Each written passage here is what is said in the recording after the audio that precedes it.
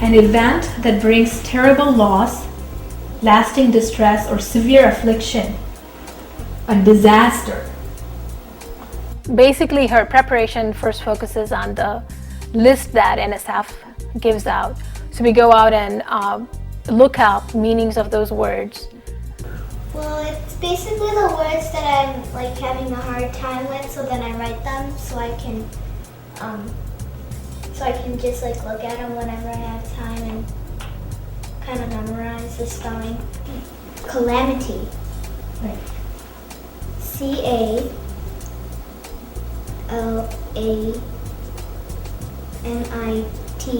calamity. Very good.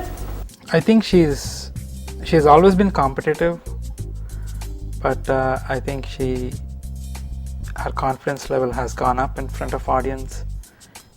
I see that her concentration levels go way up when she's doing spelling bees. The first thing starts from motivation, but I think what it comes down to is more of a project management, because what you want to do is instill this thought in the kid's mind that he has to take this challenge and try to win the challenge. So what he needs to do is maybe spend a few hours every day, and it could be a few minutes for someone else, but the kid has to understand it will require some dedication, it will require some effort. If you take any of the NSF contests seriously, then I think the most important thing you get out of it is you really start to value discipline, because I mean the word lists are really long. I've never done the math bee or geography bee, but those seem like pretty intense contests as well in terms of the scope of the information that's being covered. So I would say these contests definitely, more than anything, they help kids really learn what it means to buckle down, and I think you see that every year when you see the winners. I mean, those kids have a lot of discipline, and it's pretty, admirable. It takes really a brave kid to say, Dad, I'm gonna spend another half an hour and I'm gonna complete this. So when that starts happening by the kid himself, you feel so good because you're not forcing him anymore. He is on self-motivated path. Trying to understand everything you do for meaning for almost every contest, because unless you understand the basis of what you're doing, so for example with spelling, if you don't understand any of the words, you just memorize them, you're never going to get anywhere, because you can only memorize for so long, but once you understand, it's for a lifetime. You have to be persistent. If you lose, you can't just give up. And it's not more of the actual competitions, it's about the journey to them. Well, I guess the biggest change that happens is that they become a little more focused.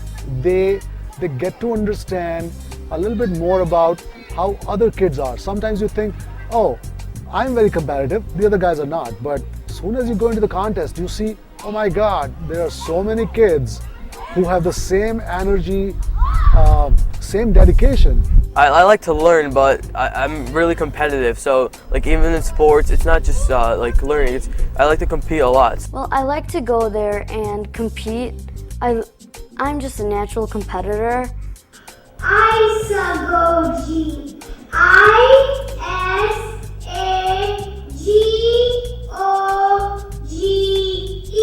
Isagoge. That is correct.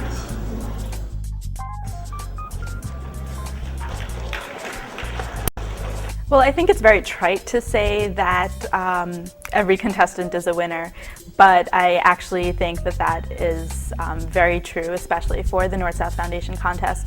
I think it takes a lot for kids to participate in something academic outside of school. And as I've always told my brother when he participated, that he shouldn't do it for the trophy and shouldn't do it to show his friends up, but just should do it to learn something and to have a good time and to get the experience of being in a room with peers. And I really think that that's the reason that a child should participate, and I think that that's the reason that parents should encourage their children to participate rather than lure children into participating by a trophy or a medal or $1,000 first prize.